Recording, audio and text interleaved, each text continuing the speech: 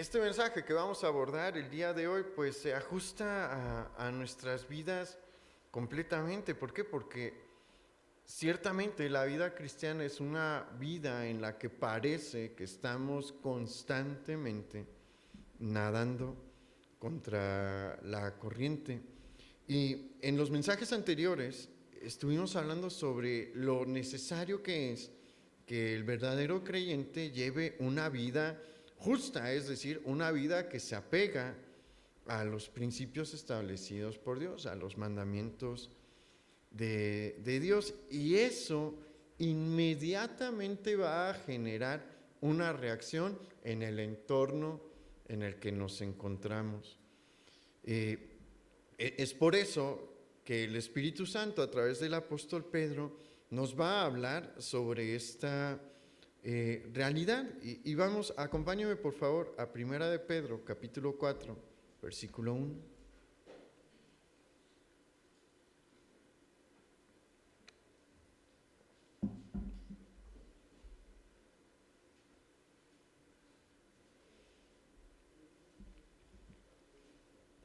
¿Ya está ahí?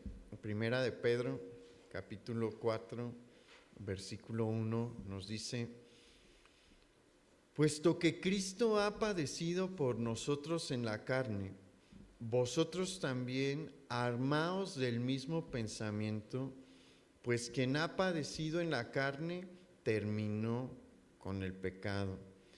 Y nuevamente el Señor Jesús, el apóstol Pedro vuelve a poner a nuestro Señor Jesús como ejemplo para todos los creyentes, porque nadie de entre los siervos de Dios en el Antiguo Testamento sufrió de la manera en la que nuestro Señor Jesucristo sufrió. Hubo muchos siervos del Señor a lo largo del Antiguo Testamento que padecieron físicamente por la fe en el Dios verdadero, la fe en Jehová. ¿Como quién? Bueno, Abel muere a manos de su hermano Caín. Elías fue perseguido por Acab y por Jezabel. Zacarías, hijo del sacerdote Joiada, fue apedreado por órdenes del rey Joás de Judá. Se cree que el profeta Isaías fue aserrado vivo en un tronco hueco por órdenes del rey Manasés de Judá. A Jeremías lo metieron en un pozo cenagoso por predicar la palabra de Dios en los últimos años de la ciudad de Jerusalén, los últimos años del reino de Judá. Entonces, y hay más ejemplos de siervos de Dios que tuvieron que padecer por sostener su fe, por predicar las palabras de Dios, pero nadie sufrió un martirio semejante al martirio de nuestro Señor Jesús. A diferencia de el resto de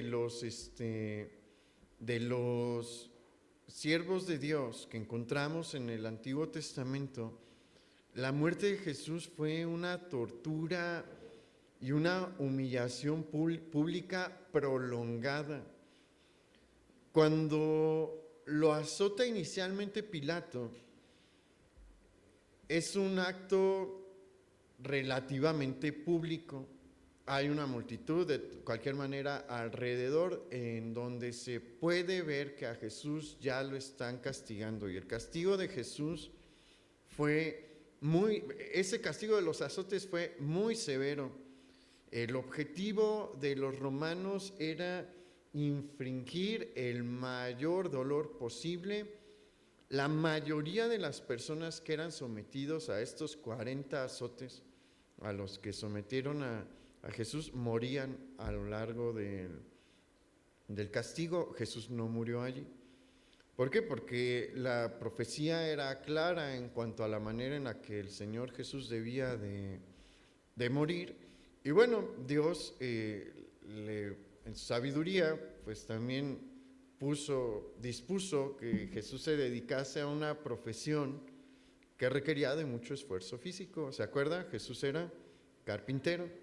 Y en ese tiempo, ser carpintero también implicaba ser albañil. No nada más se dedicaban a hacer mesas y muebles y puertas. En muchas ocasiones, pues trabajaban de manera conjunta en trabajos de construcción. Entonces Jesús también sabía de albañilería, y pues si usted convive con un carpintero y con un albañil, va a encontrar que son muy fuertes. Jesús está fortalecido físicamente, y durante su ministerio, aunque ya no tenía la actividad física del trabajo en la carpintería o de la albañilería, pues tenía muy buena condición porque todo su recorrido era a pie. Jesús caminaba varias horas al día para predicar, primero en la región de Galilea y después iniciar su ministerio final en Judea. Usted se acordará que en varias ocasiones fue a celebrar la Pascua, ¿no?, y las fiestas anuales. No iba a caballo, no iba en mula, iba a pie. Y eran varios cientos de kilómetros en ocasiones. Entonces, por eso Jesús sobrevive este azote que generalmente terminaba matando, como le mencionaba, a muchas de las víctimas que eran sometidas a este tipo de tortura.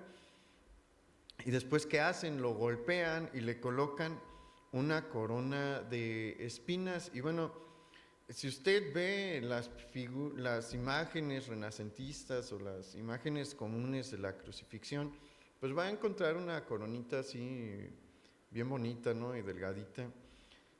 No eran así, las espinas son más o menos de este tamaño. La colocan primero sobre la cabeza, ya dan de cuenta que se ve como si tuviera una dona. Ahí no hay ningún problema. El problema viene, obviamente hay incomodidad, pero los guardias romanos agarraron una caña y le pegaron sobre la corona para que se encajaran los espinos, pues en esta región. Y después lo hacen cargar su cruz hasta el Calvario. En un momento la fuerza le falta a Jesús, porque pues es una cruz que pesa, él nada más lleva la viga que se va a colocar sobre el poste que está de manera vertical, pero es una viga que pesa entre 30 y 40 kilos.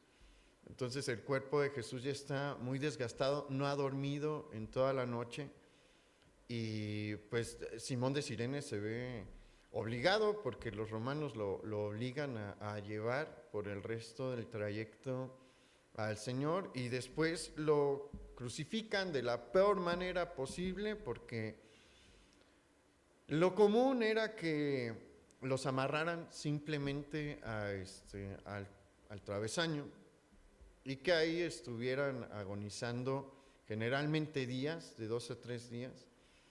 Pero cuando querían hacer la cosa peor, pues era cuando perforaban, y pues a Jesús le toca sufrir lo que es la perforación.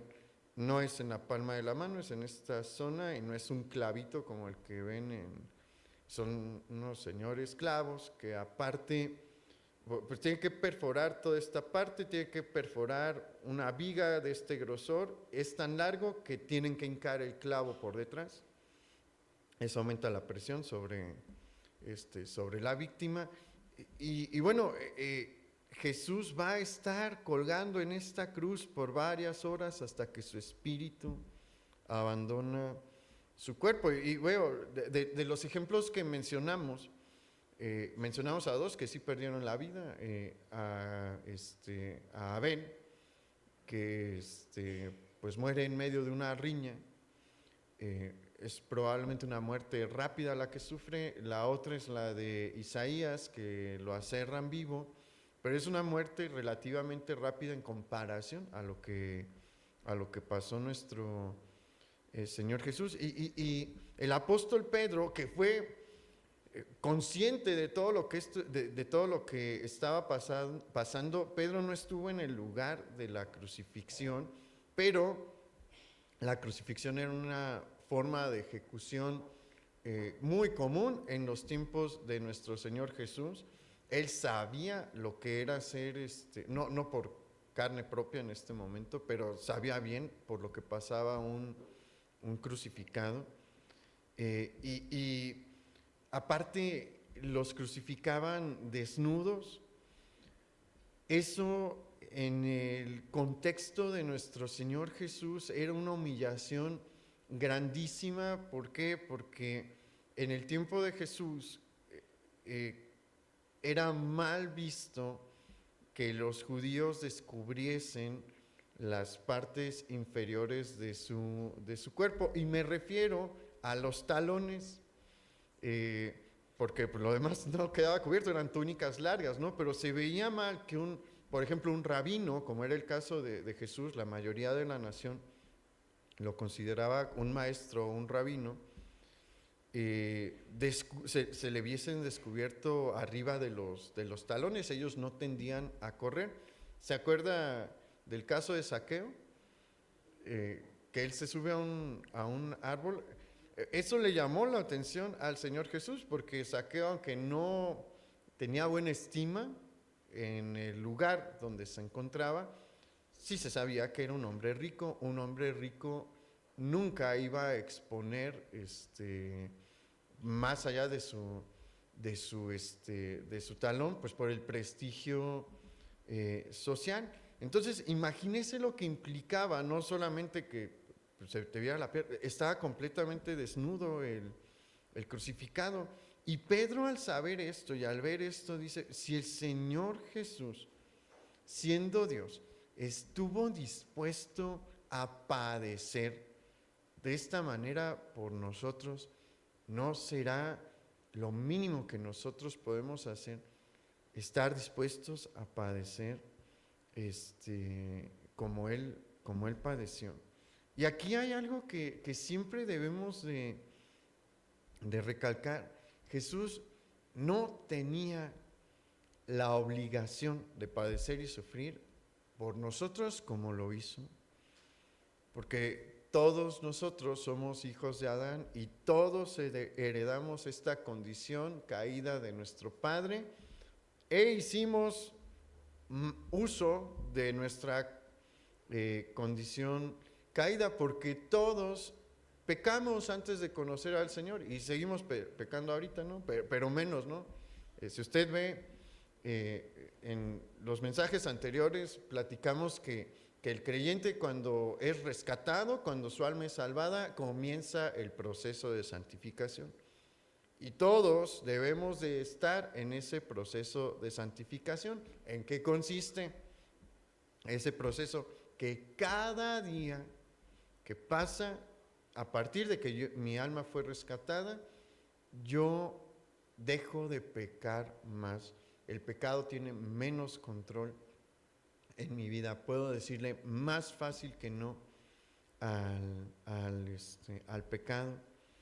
Pero bueno, todos estábamos en esta condición en la que habíamos ofendido y pecado a Dios. Y póngase a pensar en las cosas malas que hizo antes de convertirse y considere objetivamente si usted se merecía que Dios padeciese, porque entendamos eso, Jesús era Dios, padeciese lo que le acabo de describir a grandes rasgos para que usted fuera salvado. Y la respuesta es que no. La respuesta es que no. Y no hemos abordado aún el tema del castigo espiritual que Él padeció, que era lo que a Él lo tenía afligido. Nosotros no entendemos la dimensión de ese castigo. Nuestra mente no alcanza para entender en qué consistió y cómo fue. Nosotros pues vemos sí esta ejecución cruenta de nuestro Señor Jesús, pero ¿se acuerda cuando Él estaba en el Monte de los Olivos? A Él no le preocupaba. Él sabía todo lo que iba a pasar con su cuerpo. Eso no era lo que lo tenía preocupado, ni lo que hacía que sudara gotas de sangre.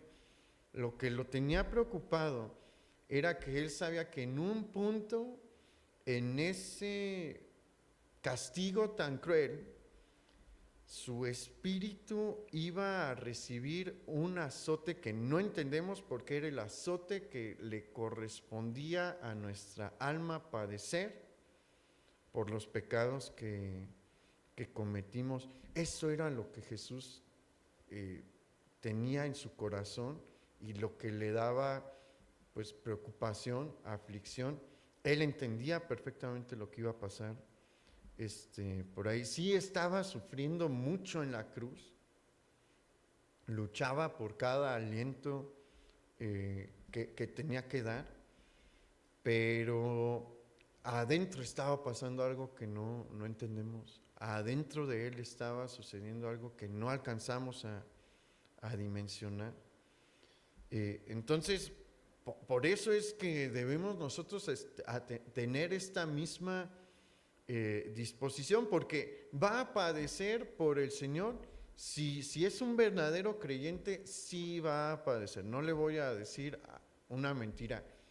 Todos vamos a padecer de una u otra forma por seguir al Señor, pero cuando nos toque pasar por esos momentos de aflicción, hay que recordar lo que Él estuvo dispuesto a vivir, lo que Él estuvo dispuesto a pasar por nosotros. Y aquí en el versículo 1 que leímos, hay una frase interesante. Ahí el apóstol Pedro dijo, pues quien ha padecido en la carne terminó con el pecado. ¿Qué nos está diciendo el apóstol Pedro aquí?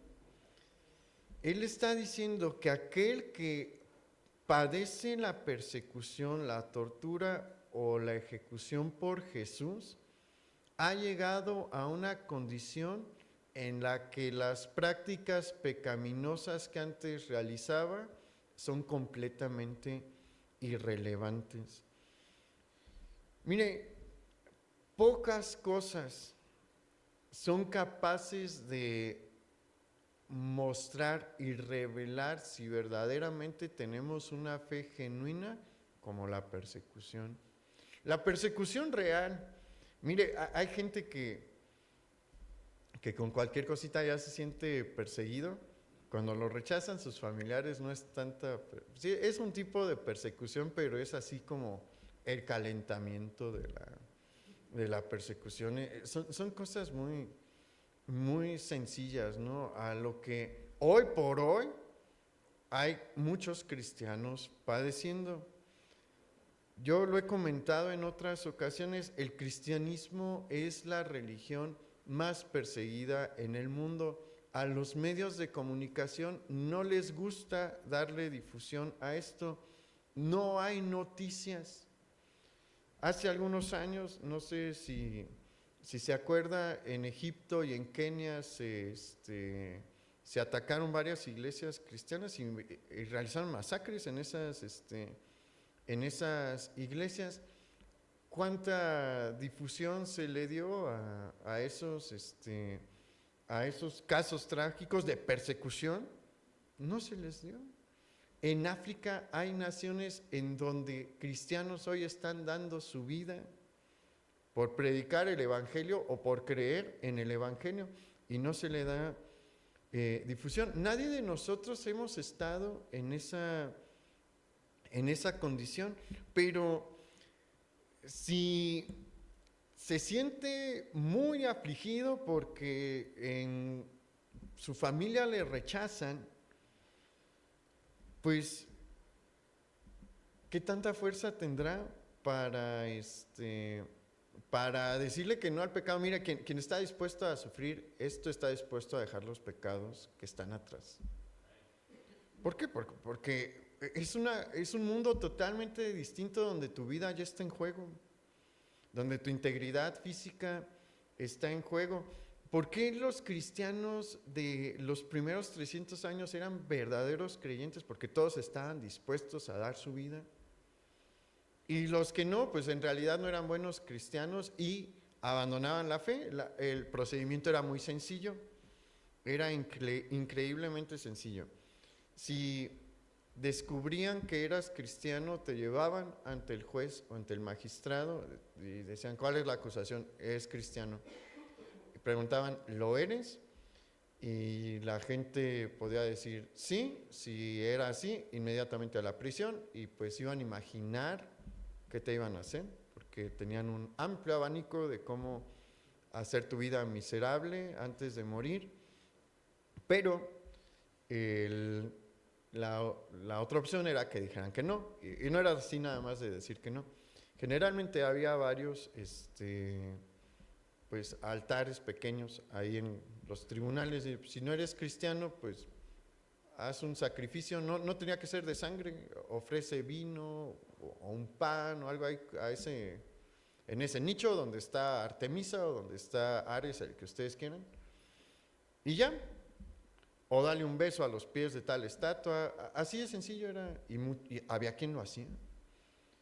Pero había muchos que no, y sabían a lo que se estaban ateniendo. La persecución cristiana fue cruel desde el principio, y se corrían rápido los rumores de lo que se hacía con los cristianos. Yo he comentado, había a algunos gobernantes romanos que les gustaba usarnos de alumbrado público, los golpeaban, los metían en sacos y pues medio muertos. En la tarde los colocaban a cierta distancia en las vías principales de la ciudad, les echaban brea, fuego y que ardiera toda la noche para que iluminaran ahí las calles.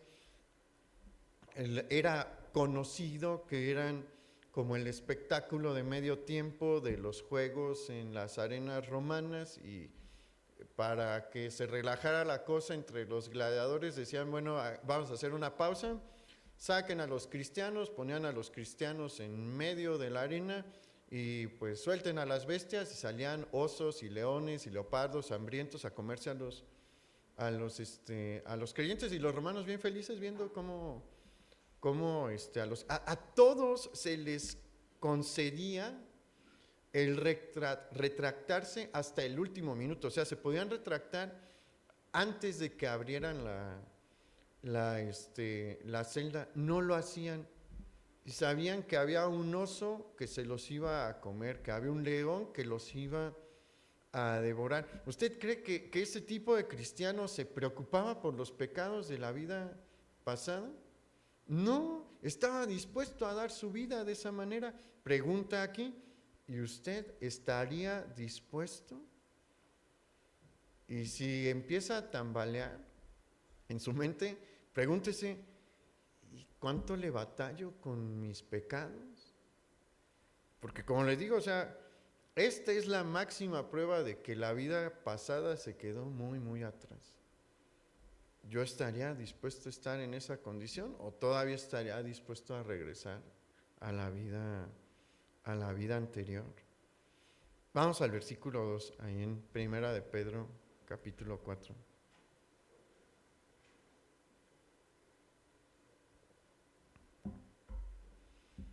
Dice, para no vivir el tiempo que resta en la carne conforme a las concupiscencias de los hombres, sino conforme a la voluntad de Dios. Aquel que está dispuesto a sufrir por el Señor, también ha entendido que el tiempo que le queda en esta tierra es demasiado valioso como para desperdiciarlo en los deleites y placeres de esta carne y del pecado. Aquel que está dispuesto a dar su vida por el Señor ha entendido que cada minuto de su vida es precioso y es necesario que se ocupe y utilice para vivir bajo la voluntad de Dios, cumpliendo con la voluntad de Dios, cumpliendo con la misión que tenemos de parte de Dios para nuestra vida. Y aquí es importante que nos preguntemos algo, y yo se lo pregunto, hago esta pregunta abierta. ¿Sabe ¿Qué es lo que Dios quiere hacer con su vida? ¿En qué lo quiere usar? Porque si no, pues ahí vamos ya un poquito mal. Hay una cosa que necesitamos entender. Cada descendiente de Adán, cada hijo de Adán, ha sido contemplado en el plan de Dios, ya sea para bien o para mal. Los peores seres humanos que ha habido en esta tierra estuvieron contemplados en el plan de Dios. Pero hay una diferencia entre ellos y los hijos de Dios. Tanto ellos como nosotros estamos contemplados en su plan, y monstruos morales como fueron el mismo Herodes el Grande, o como fue Calígula el emperador romano, o más reciente como fueron Hitler, como fue Stalin, todos estuvieron contemplados en el plan de Dios. De una manera ayudaron a desarrollar el plan de Dios, pero ellos lo hicieron con obras negativas. Pero los hijos de Dios estamos contemplados en su plan para ser los instrumentos que Él utiliza para extender su reino y preparar el camino del Señor. Son cosas muy distintas. Y Dios ha contemplado su vida con un propósito y una misión que va a ayudar a extender su reino. Pregunta, ¿sabe cuál es? ¿Le ha preguntado al Señor cuál es? Porque Él quiere como que le empiece a entrar a ese trabajo ya. ¿No cree que Dios se agrada cuando estamos así en pausa? Él quiere usarlo ya, hoy hay algo que hacer. Y nos perdemos de esa bendición de trabajar en lo más valioso que podemos trabajar, que es en la extensión del reino. Y no le estoy diciendo que Dios contempló que cada uno de ustedes sea un pastor o un anciano o un diácono. No necesariamente. No es la única manera de extender el reino. La puede extender con su trabajo normal, su trabajo civil. ¿Cómo? Ahí sí yo no sé. Ahí hay que preguntarle al Señor. Pero si no le pregunta, pues no va a saber. Pero Dios lo quiere utilizar. Es un privilegio, o sea, Dios lo contempló en este plan. Y muchos no están haciendo nada. Pero quien entiende, Dios me salvó, Dios me escogió para trabajar en su plan, dice, pues no me queda mucho tiempo. Ya lleva mucho tiempo el que pasó desde que podíamos vivir centurias, siglos. Del diluvio para acá eso se acabó. Y mire lo que dice el versículo 3.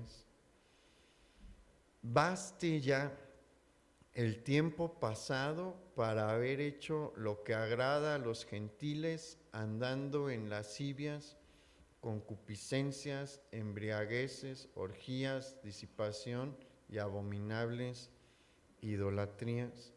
Estos dos versículos están muy ligados entre sí. En uno se nos enseña el tiempo que tenemos es corto en esta tierra, y en el otro se nos dice no lo desperdicien en las cosas del mundo. Ya pasaron mucho tiempo en las cosas del mundo. El promedio de vida ha aumentado, sí es cierto, pero no es tan largo. Como le digo, después del diluvio dejamos de vivir siglos. Mientras más avanzó el tiempo, se redujo todavía más en nuestra esperanza de vida. Hoy quien vive 80 años, pues ya la hizo, ¿no? 80 años es una buena una buena edad. 90 años lo consideramos como una vida ya longeva. Cuando alguien dice, ay, pues murió de 91, 92 años, uno dice, ay, pues vivió mucho. Vivir 100 años es una excepción. Todavía hay algunas personas que viven un siglo o un poquito más de un siglo, pero es una excepción. Si usted se convirtió a los 30 años, le quedan 50 más o menos en promedio para hacer la obra del Señor. No es mucho tiempo. Y el paquete que Dios nos da es muy grande, de verdad. Pregúntele al Señor, Dios, ¿qué quieres, Padre? ¿Qué quieres hacer conmigo? Y si usted ha sido fiel con Él y Él ve una disposición, va a llegar a esta conclusión, no me queda mucho tiempo. Y cuando uno sabe que no le queda mucho tiempo, ¿qué hace? Le echa ganas. Cuando está en el trabajo y hay una fecha límite y tiene que entregar y rendir cuentas, ¿qué hay que hacer en los días finales? Normalmente echarle ganas, porque se nos acaba el tiempo, tiene una obra que entregar y el cliente ya está esperando. ¿Qué hace? Le acelera. ¿Por qué? Porque hay que echarle ganas. Así estamos, la cosa es que no lo percibimos, pero así estamos en la obra del Señor. Y bueno, aquí estamos siendo generosos, suponiendo que tenemos 50, 40, 60 años por delante, pero nadie de nosotros sabe eso. Puede que en una semana ya no esté, esperemos en Dios que no, pero nadie nos garantiza el mañana, ¿o sí? ¿Alguien me puede asegurar que mañana va a despertar? ¿O que mañana va a seguir caminando? ¿Que mañana va a ver con sus ojos? Nos ha tocado ver casos de personas que de un día a otro perdieron la vista por cuestiones inexplicables, pero pasan. Entonces, por eso el Señor nos dice, hay tantas personas que están como los hijos de Israel, saboreando todavía las resacas de sus pecados anteriores y se acuerdan y dicen, ay, es que me la pasaba tan bien, disfrutaba tanto las fiestas antes. En un programa de televisión cristiana de hace mucho tiempo, era pues era para ilustrar la situación de cuando los hijos de Israel están en el tiempo del desierto, saliendo del tiempo del desierto, caminando hacia la tierra prometida. Había muchos que todavía consideraban regresar, y bueno, en este programa ilustran esto con un viejito diciéndole a sus nietos, hay que regresarnos todavía a Egipto, ¿no? Ahí había 3 comidas al día, un montón de ejercicio, estábamos en forma, y uno voltea y le dice, pues estábamos en esclavitud.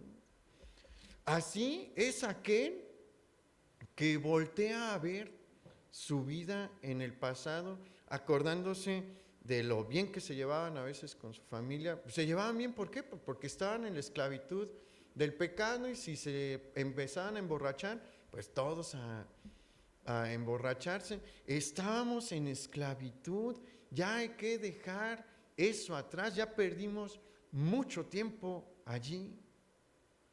Póngase a pensar cuántos años de su vida ya perdió. A ver, levante la mano, ¿cuántos se conocieron al Señor después de casarse? Eso implica que por lo menos unos 25 años vivió en las cuestiones del mundo. Fueron años perdidos. Ya no esté viendo hacia allá. Vea que no le queda mucho tiempo.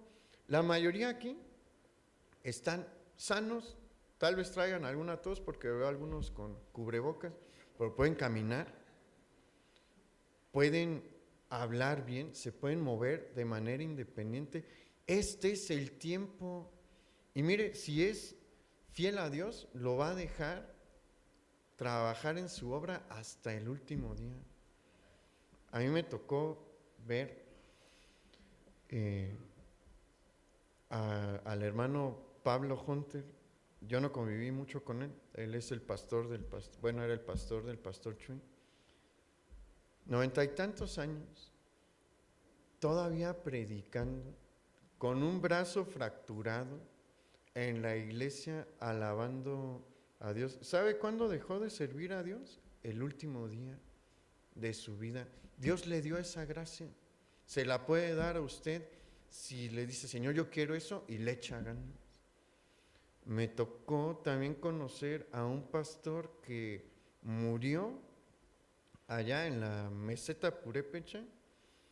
Después de predicar, se baja de la plataforma, se sienta, ahí le da un paro, un ataque al corazón, y ahí murió hasta el último día.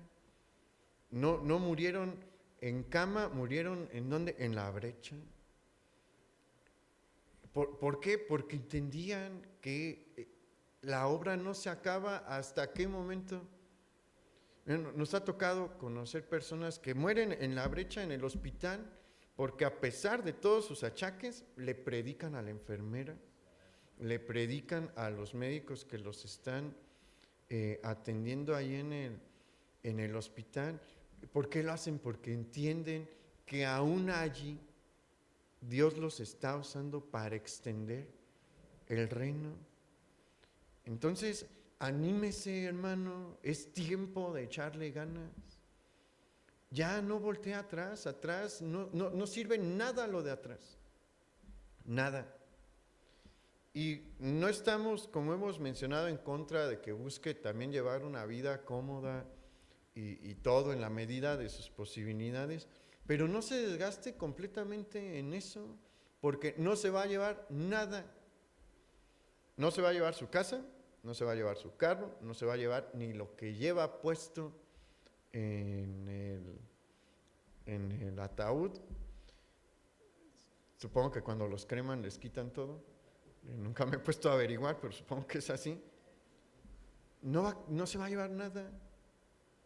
Entonces, que no sea su enfoque, échele ganas a su trabajo, viva también lo mejor que pueda, pero enfóquese en el trabajo más importante, porque los resultados del trabajo de aquí se ven allá. Probablemente aquí no los va a ver, pero allá sí hay recompensas. Y le quedan, piénselo, 50 años aquí. ¿Dónde quiere tener recompensas? ¿En estos 50 años o en una eternidad? No entendemos el concepto de la eternidad, pero entendemos que no acaba. Lo de aquí va a acabar, lo de allá no, entonces hay que esforzarnos. Vamos al versículo 4, porque aquí es en donde se nos va a empezar a hablar sobre esto de vivir contra la corriente. Dice, a estos les parece cosa extraña que vosotros no corráis con ellos en el mismo desenfreno de disolución y os ultrajan, pero ellos darán cuenta al que está preparado para juzgar a los vivos y a los muertos. Aquí el apóstol Pedro empieza a describir una situación que todo verdadero creyente experimenta. Si no lo ha experimentado, pues ahí póngase un signo de interrogación, porque todo verdadero creyente pasa por esto en algún momento de su vida. Una vez que, como mencionamos, que el alma ha sido salvada por el sacrificio de Jesús, entramos al proceso de santificación, del que ya platicamos. Y en este proceso nos vamos alejando más y más de nuestros pecados pasados. Y esto genera una reacción por parte de las personas que están a nuestro alrededor. Y esta reacción se puede manifestar de tres formas. Una, asombro por parte de algunos que ven el cambio en nosotros y bueno, en este caso dicen, ay, pues qué bueno que cambiaste, ¿no? Porque eras un desastre. Esa es una reacción. La otra ya no es tan agradable porque implica rechazo y burla por aquellos que participaban con nosotros en nuestros pecados favoritos. Y la tercera es presión por parte de aquellos que pues participaban con nosotros y quieren vernos de vuelta allí. La verdad es que aunque las tres se presentan, la primera es la menos común. La primera también es la más fugaz. Las segundas son las que más experimentamos. ¿Por qué? Porque aquellos que hacían las cosas que nosotros hacíamos para ofender a Dios, pues ya no se sienten cómodos cuando les decimos, ya no quiero. Porque al principio, por ejemplo, en el caso de aquellos que le batallaron con el alcohol, pero esto se aplica a todos los pecados. Cuando les ofrecen una cerveza o una bebida alcohólica, al principio dicen, no, es que ahorita no me siento bien, o ando tomando medicamento, o cosas así. Pero pues uno no puede pasar diciendo que se siente mal todo el tiempo, que anda medicado todo el tiempo. Llega un punto en el que sí tenemos que decir ¿por qué? Y la respuesta generalmente no les gusta. La Biblia nos enseña por qué no debemos de alcoholizarnos. Sí, ya hemos platicado de eso. No voy a entrar a ese tema ahorita. Estoy hablando de... en este estudio vimos que el Señor nos llama, de hecho creo que es el de la semana pasada, por si le interesa lo puede revisar, que estamos llamados a dar una respuesta satisfactoria de nuestra fe, y eso implica del por qué nos comportamos, cómo nos comportamos. Y pues es necesario en algún punto decirles, ya no lo hago porque no le agrada a Dios, y ahí debo de seguir. No se quede allí, dé la explicación completa. Prepárese para dar la explicación completa también. Pero decimos, porque no le agrada a Dios por esto y por esto, y ahí qué cara le van a poner. Usted sabe qué cara le ponen, es la cara como si le hubieran dado un golpe en el estómago y lo sofocaron. ¿A poco no es una expresión similar? Esa es una de las reacciones más comunes que vamos a encontrar y que vamos a experimentar. ¿La ha vivido? A ver, levante la mano, ¿quién la ha vivido? A quien le han dicho, ay, ya vas a empezar con... Y la otra reacción también es complicada, es la de los amigos que dicen, ay, pues vamos a ver si lo convencemos, ¿no? Y son los que insisten e insisten e insisten. Y saben que les vamos a decir que no, pero es que ellos no pierden la esperanza de volver a lo que ellos le llaman los buenos tiempos.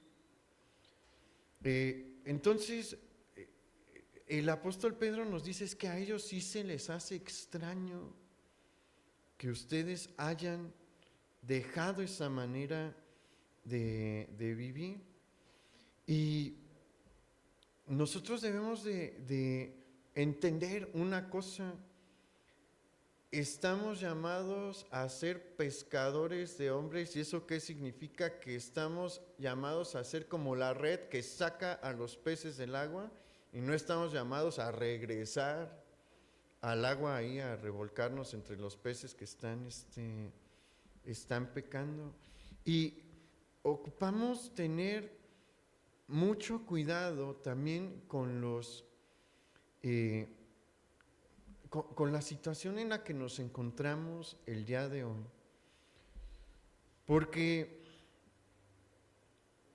nuestro conocimiento de la voluntad de Dios debe de ir en constante aumento.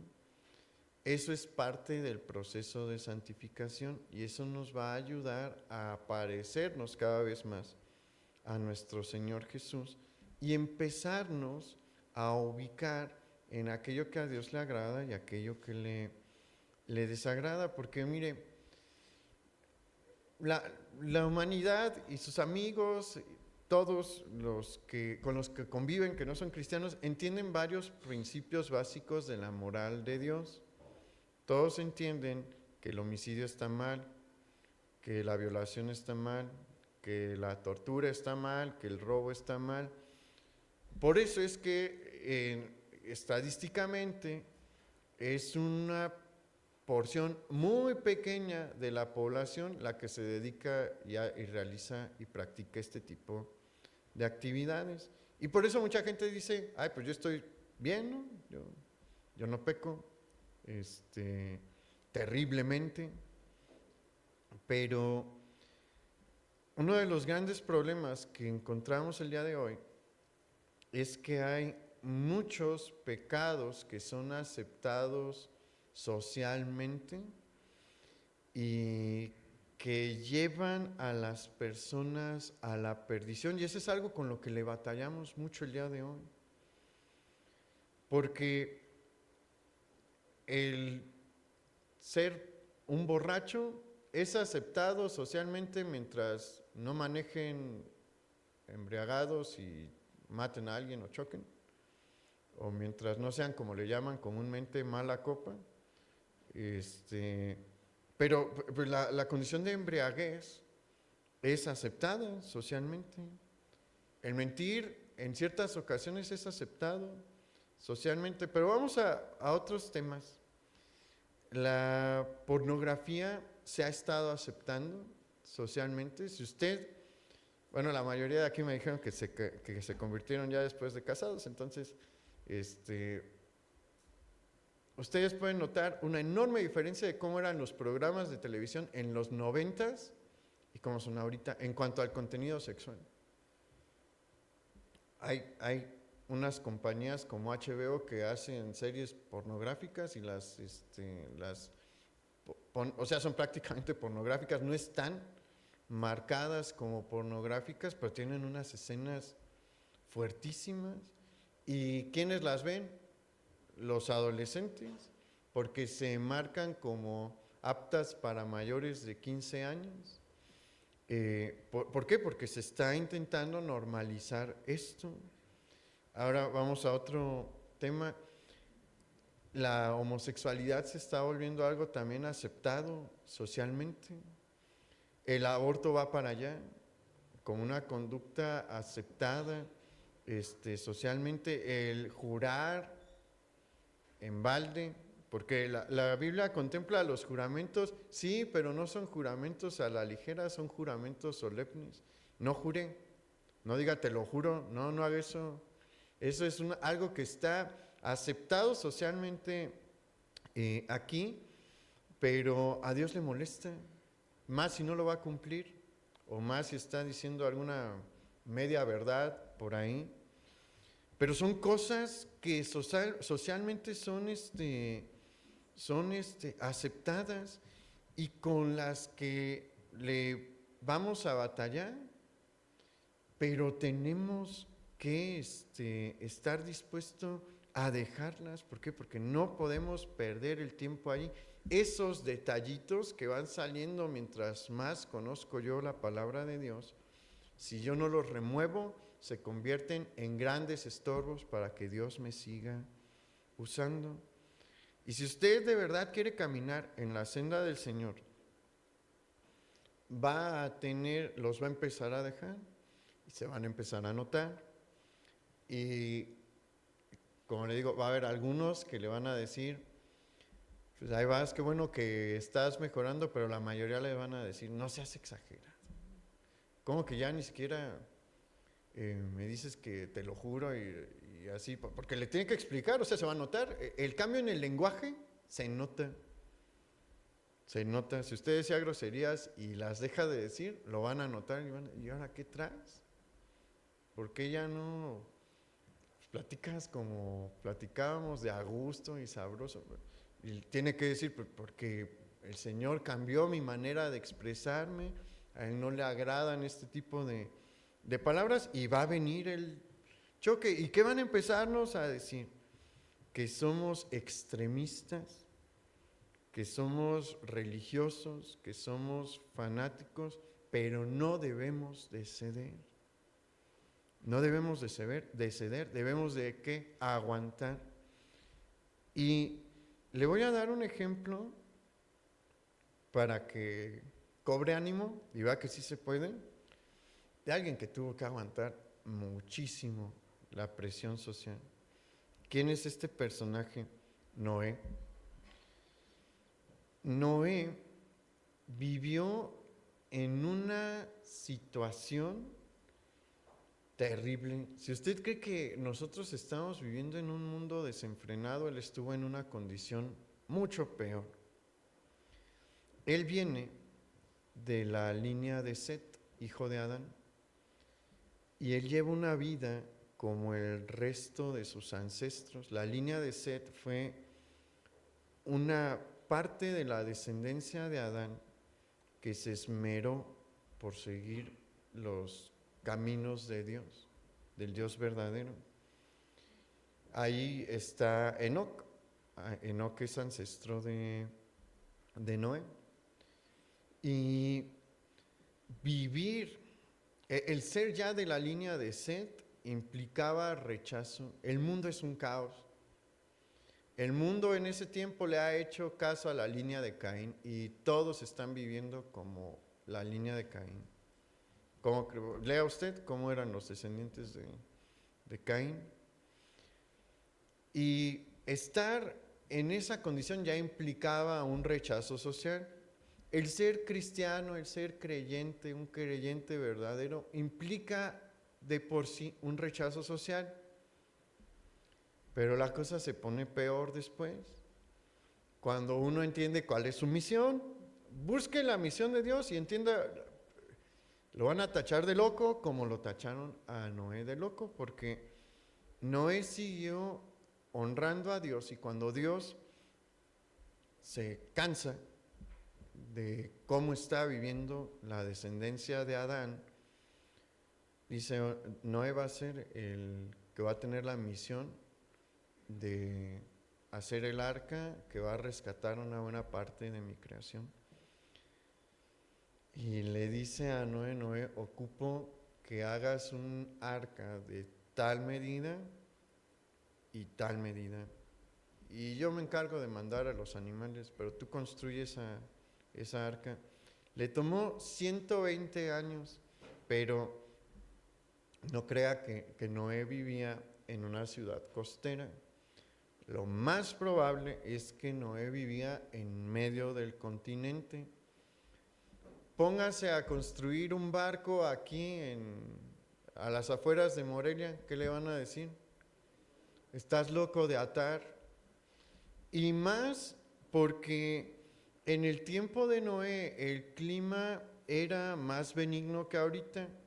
Por cómo describe la escritura a la tierra antes del diluvio, vamos a encontrar que el clima no era tan extremo, no había un frío tan extremo como en las zonas árticas, tampoco había un calor tan extremo, sí había lluvia, pero era una lluvia que no generaba grandes inundaciones. Entonces, no han visto una inundación como luego las que tenemos aquí, no, ni siquiera eso ellos han visto. Entonces póngase en ese contexto, está en medio del continente, no hay inundaciones y empieza a construir un megabote. ¿Ha visto la mega que está aquí cerca? La nave del arca era más grande que esa construcción.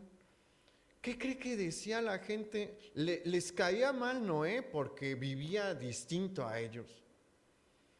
Y después empieza a construir un barco así, a este ya algo le pasó aquí, ya no funciona bien, está loco. ¿Estaba loco? No, estaba obedeciendo la voluntad de Dios. ¿Y qué cree que le van a decir a usted? Cuando empiece su vida a contrastar con lo que ellos hacen y empiece a hacer lo que Dios le encomendó que haga, estás loco. Estás perdiendo tu tiempo, estás desperdiciando tu vida, estás echando a perder los mejores años de tu vida, pero entienda, no lo está haciendo. Está haciendo lo más importante que puede hacer. Ellos no entienden la realidad que se nos menciona en el versículo 5. En el versículo 5 se nos dice que ellos darán cuenta al que está preparado para juzgar a los vivos y a los muertos. Usted también va a tener que dar cuenta. ¿Qué tipo de cuenta quiere rendir? No nos vamos a condenar, de eso hemos hablado. Todo aquel que ha sido cubierto por el sacrificio de Jesús, es redimido, va a estar en la presencia de Dios, entró al cielo. Y esa es una gran bendición. Pero también se nos va a llamar en un momento a decir, pues, ¿qué hiciste?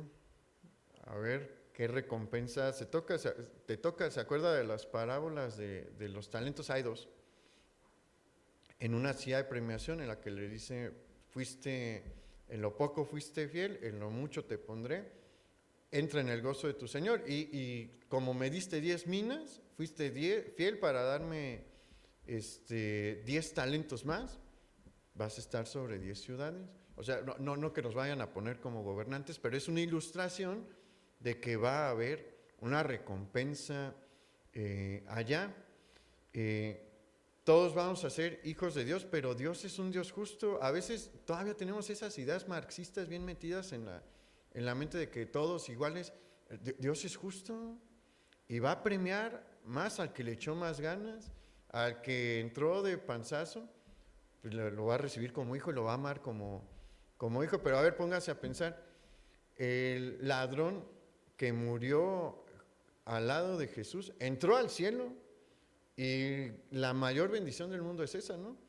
Pero pues, no le tocó un premio tan grande como que cree que va a ser premiado Pablo. ¿Como quién quiere entrar? Porque tiene esas opciones. Podemos entrar a la premiación o no. Eso ya es cuestión de usted y yo creo que póngase a pensar, es que yo sí lo quiero animar a eso. Va a estar un día ante la presencia de Dios y existe la posibilidad, si no le echa ganas, que el Señor le va a decir, hijo, mira, todo lo que yo quería hacer contigo y pues hiciste el 10%. Tuve que buscar a alguien más. El plan de Dios no se va a detener, va a funcionar con o sin usted. De eso no tenga duda. Pero si usted no quiere trabajar en la obra de Dios, Dios no lo va a obligar.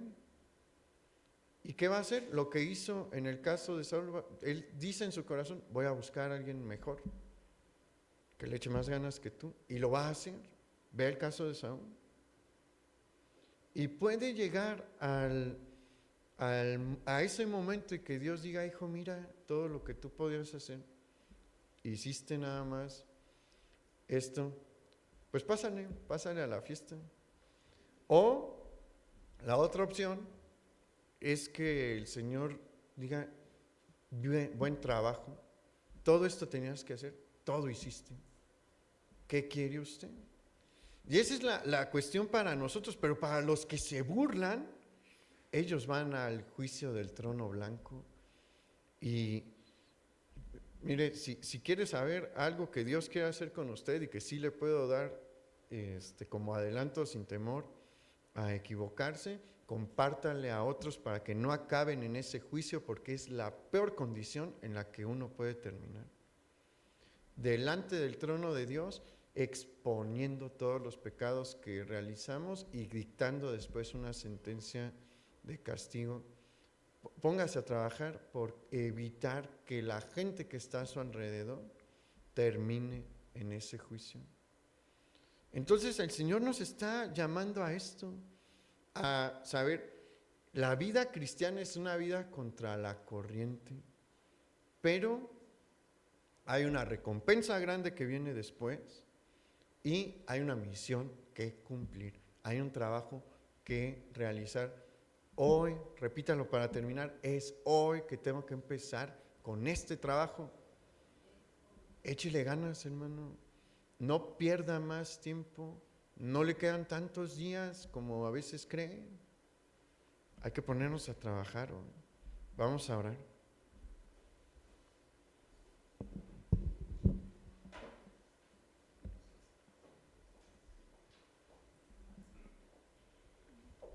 Bendito Padre, gracias porque hoy seguimos en el tiempo de la gracia.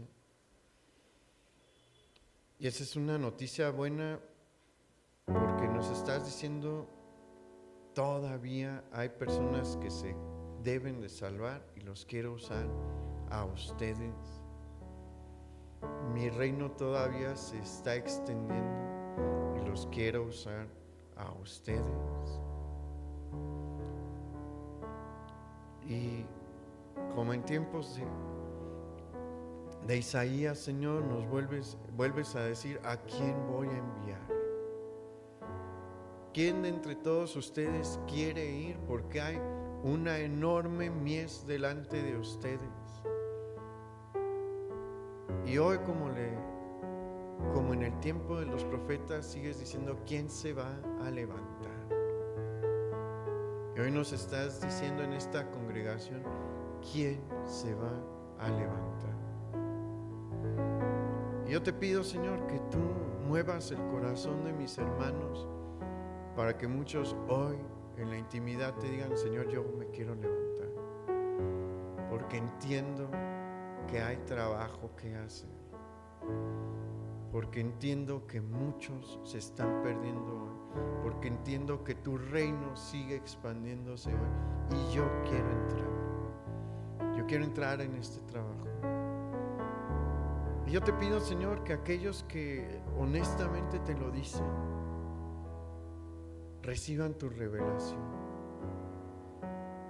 y puedan tener esa visión que tú desde la eternidad, antes de que empezases a echar a andar el tiempo, tuviste para ellos.